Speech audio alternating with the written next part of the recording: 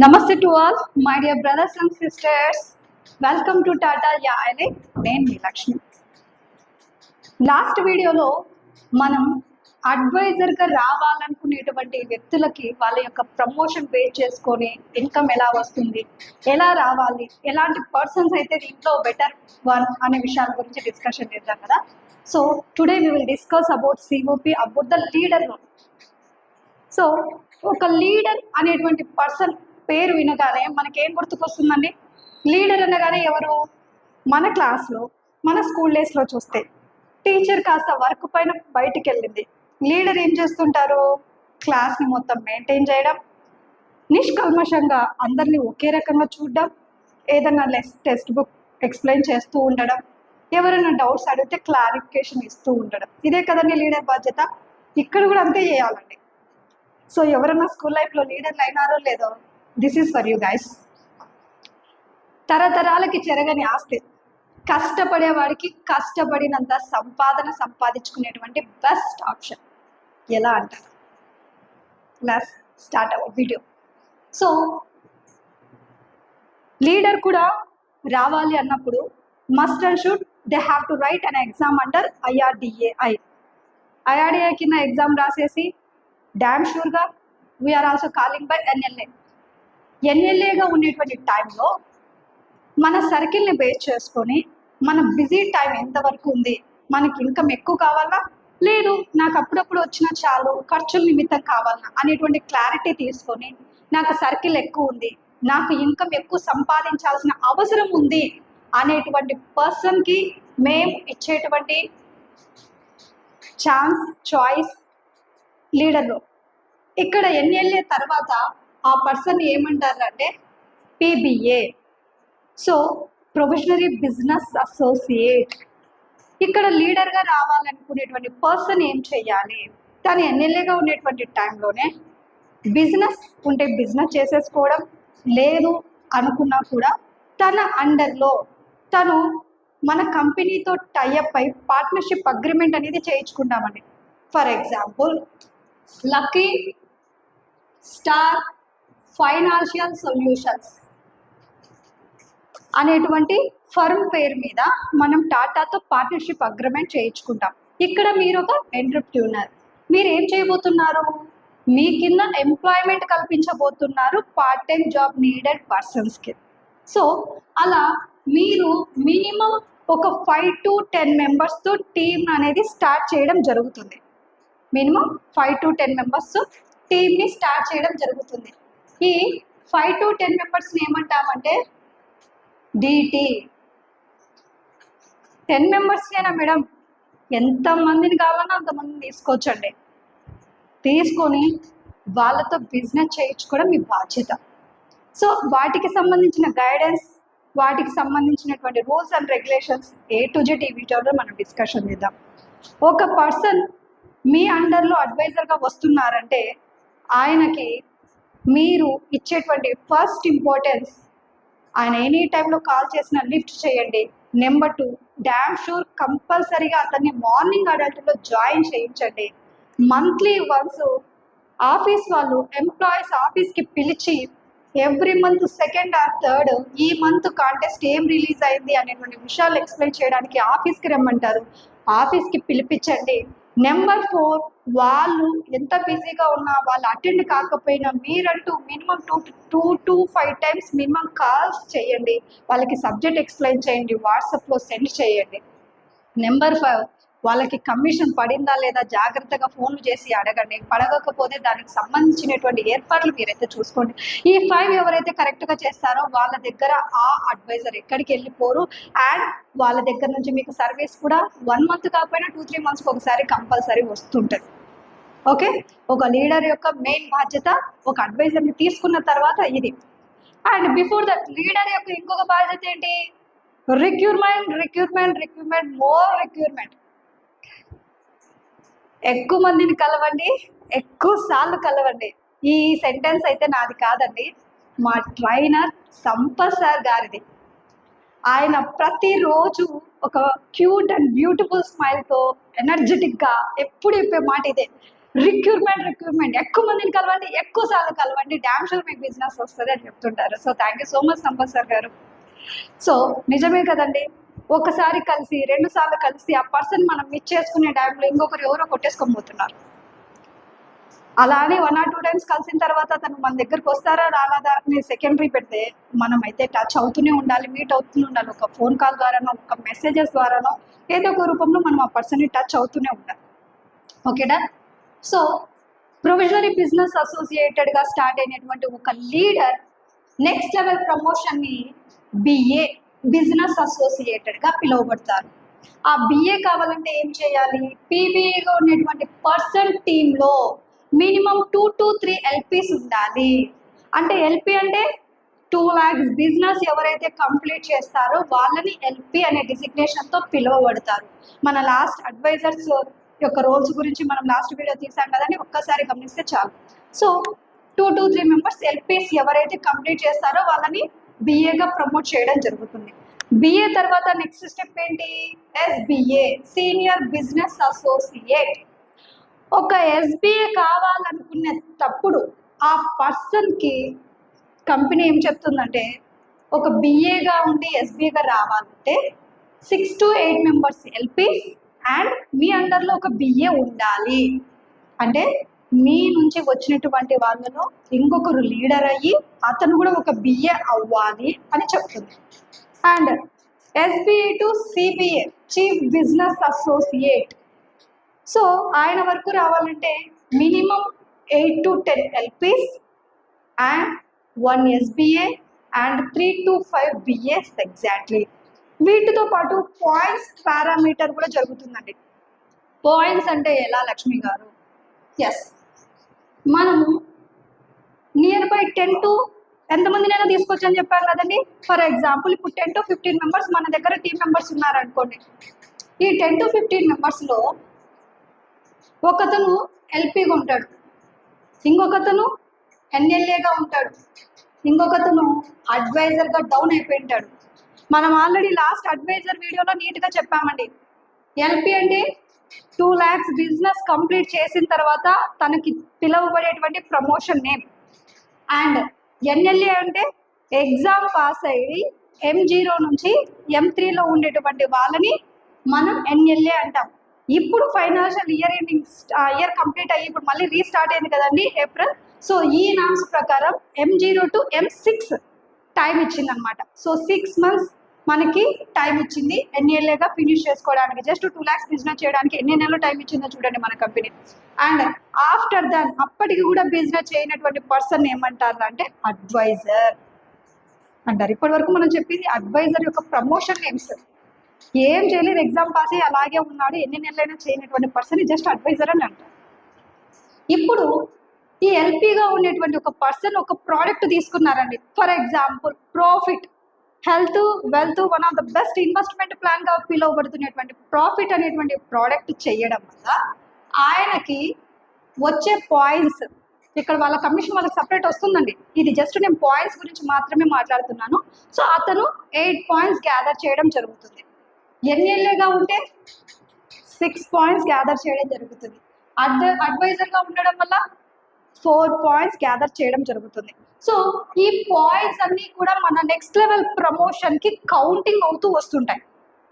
ఒక person SBA CBA and next further ప్రమోషన్స్కి వేటికి కావాలన్నా కూడా అప్ టు సిబిఏ వరకు ఎస్పెషల్లీ డ్యామ్ షూర్ మనకి పాయింట్స్ ఇంపార్టెంట్. మన కింద టీమ్ ఎల్పీస్ ఎంతమంది ఉన్నారు వీటన్నిటి గురించి కూడా చాలా చాలా ఇంపార్టెంట్ అండి.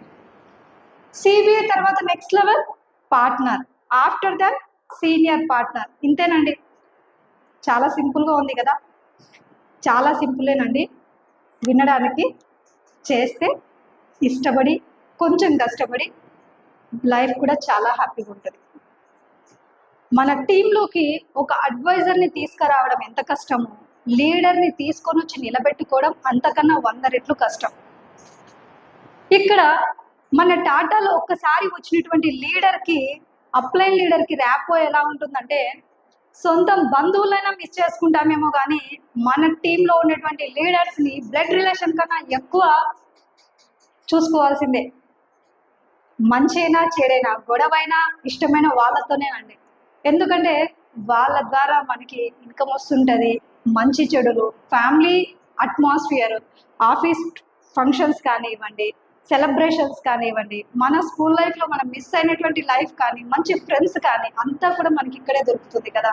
సో అలాంటి బంధుత్వం వాళ్ళతో ఏర్పరచుకున్నప్పుడు, వాళ్ళ ద్వారా మనకి ఇంకా గ్యాదర్ అవుతున్నప్పుడు ఎలా అండి వాళ్ళని మనం మిస్ చేసుకునేది? నో ఛాన్స్ కదా. సో వాళ్ళు మనకి లైఫ్ లాంగ్ బెస్ట్ ఎనిమీసో ఫ్రెండ్సో మీరే డిసైడ్ అయిపోండి. ఎందుకంటే గొడవ పడిన వాళ్ళతోనే, ఫ్రెండ్షిప్ చేసిన వాళ్ళతోనే, కష్టం వచ్చిన వాళ్ళతోనే, లాభం వచ్చినా కూడా వాళ్ళతోనే. కాబట్టి లీడర్స్ అందరూ కూడా బ్లడ్ రిలేషన్ కన్నా ఎక్కువ వాళ్ళతో బాండింగ్ అనేది ఏర్పడిపోతుంది టాటాలో. ఇప్పుడు మనకి ఇన్కమ్ ఎంత వస్తుంది, ఎలా వస్తుంది?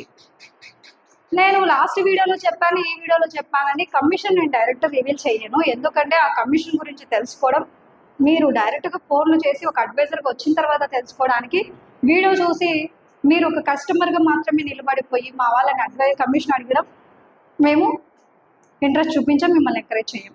సో మనకు ఒక లీడర్గా రావాలనుకున్న పర్సన్కి కమిషన్ ఎంత వస్తుంది, ఎన్ని స్టేజెస్ వరకు వస్తుంది? ఎస్, ఇక్కడ మనం ఒక 10 మెంబర్స్ టీం తీసుకున్నాం కదండి. మనం పీబీఏగా వచ్చినప్పుడు 5 to 10 మెంబర్స్తో టీం స్టార్ట్ చేశాం కదా. ఆ తర్వాత కూడా వస్తూనే ఉంటారు టీం మెంబర్స్. అందులో నుంచి ఇక్కడ నెంబర్ 3 అనే పర్సన్ ఇదేదో బాగుంది, నేను కూడా లీడర్ని అవుతాను, నేను కూడా టీంని స్టార్ట్ చేస్తాను అనేసి వస్తారండి. సో వాళ్ళని మీకు L1 అంటారు. నెక్స్ట్ వాళ్ళలో నుంచి కూడా ఒక పర్సన్ ఇదేదో బాగుంది, నాకు కూడా చాలా బిజినెస్లు చేసి లాస్ అయ్యాను, నేను కూడా ఫైనాన్షియల్గా నిలబడాలి, టీమ్ సర్కిల్ నాకు ఉంది, లేదా నేను గ్యాదర్ చేసుకుంటాను, నేను కష్టపడతాను, నేను నిలబడి సాధించి చూపించాల్సింది చాలా ఉంది అనేటువంటి వ్యక్తులందరూ కూడా ఇంట్రెస్ట్ చూపించే రోల్ లీడర్ రోలే కదండి. కాబట్టి డామ్ షూర్ ఇంకొక పర్సన్ ఎంటర్ అవుతారు. సో ఇక్కడ ఓన్లీ అడ్వైజర్లుగా మిగిలిపోయినటువంటి వాళ్ళని డిటి, డైరెక్ట్ టీమ్ అంటారు. ఆ నెక్స్ట్ అందులో నుంచి వచ్చినటువంటి ఫస్ట్ టీమ్ని L1. ఆ L1 నుంచి కూడా మరొక లీడర్ వస్తారు కదండి, వాళ్ళని L2. సో మనకి ఇంతవరకు ఇన్కమ్ వస్తుందండి, ఇంతవరకు ఇన్కమ్ వస్తుంది. DT, L1, L2. సో మీరు ఎంతమందిని తీసుకుంటారో డిటీలో అంతమందిని తీసుకోండి, ఎంతమందిని లీడర్లని తీసుకుంటారో అంతమందిని లీడర్లని మీ ఫర్మ్ అకౌంట్లో జాయిన్ చేసుకోండి. ఇక్కడ మేడం డిటీలో ఉండేటువంటి వాళ్ళకి, L2లో ఉండేటువంటి వాళ్ళకి డిఫరెన్స్ ఏంటి? డిటీలో ఉండే వాళ్ళు అడ్వైజర్లేనండి, L2లో ఉండే వాళ్ళు కూడా అడ్వైజర్లేనండి. ఈ L2లో ఉండేటువంటి అడ్వైజర్ల కమిషన్ మారదు, డిటీలో ఉండేటువంటి అడ్వైజర్ల కమిషన్ కూడా మారదు.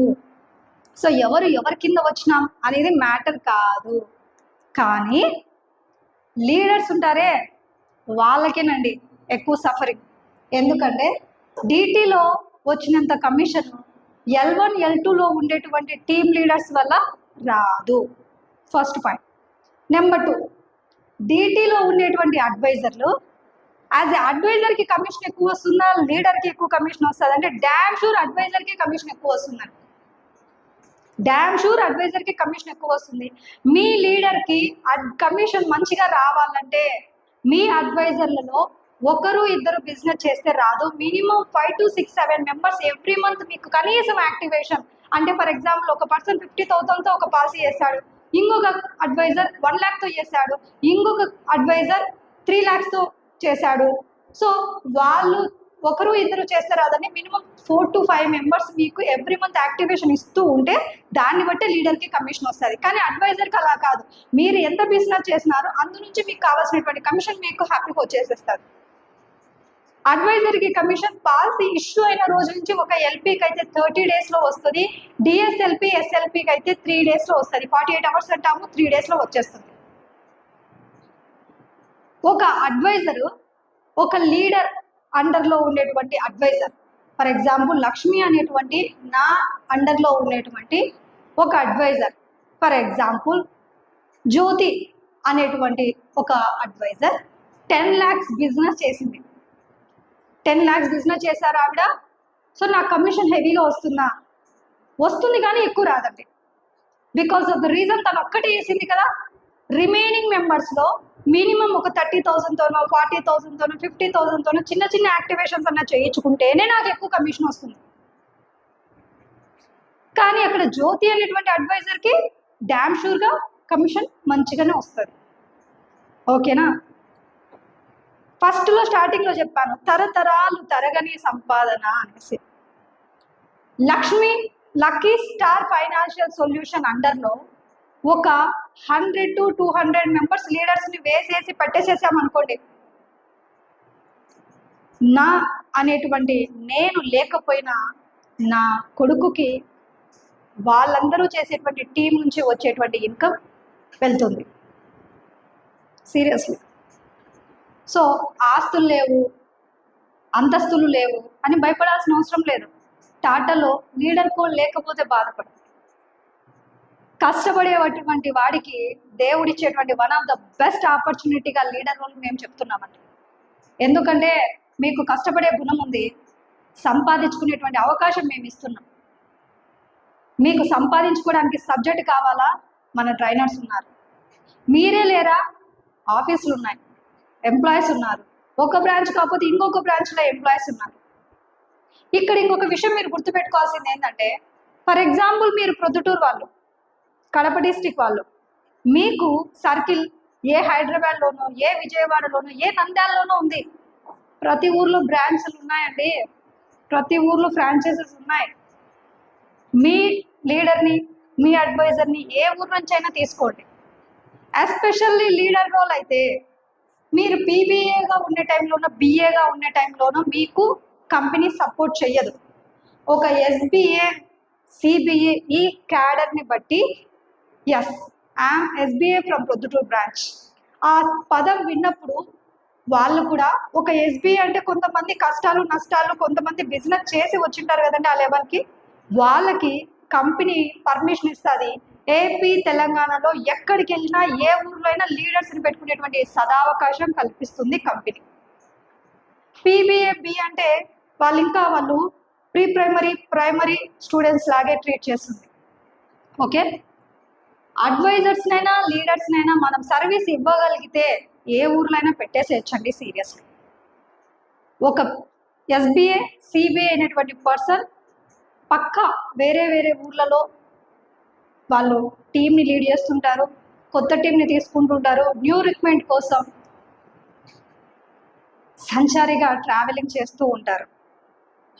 దానివల్ల వాళ్ళకి సర్కిల్ పెరుగుతుంది, ఇన్కమ్ పెరుగుతుంది, ఎవరికి కావాల్సినటువంటి ఇన్కమ్ అంతా సంపాదించుకుంటారు. So my dear viewers,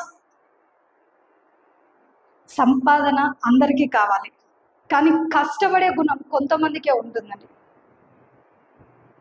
by God blessing వచ్చేటువంటి గవర్నమెంట్ జాబ్ అయినా కూడా సాటిస్ఫాక్షన్ శాలరీ ఇవ్వలేదు, కానీ హార్ట్ఫుల్లీ కావాల్సినంత సంపాదించుకునేటువంటి అవకాశం వచ్చినప్పుడు దాన్ని సద్వినియోగం చేసుకునేటువంటి వాళ్ళకే దాని యొక్క వాల్యూ తెలుస్తుందని భావిస్తూ thank you so much. Still if you had any doubts please make a call.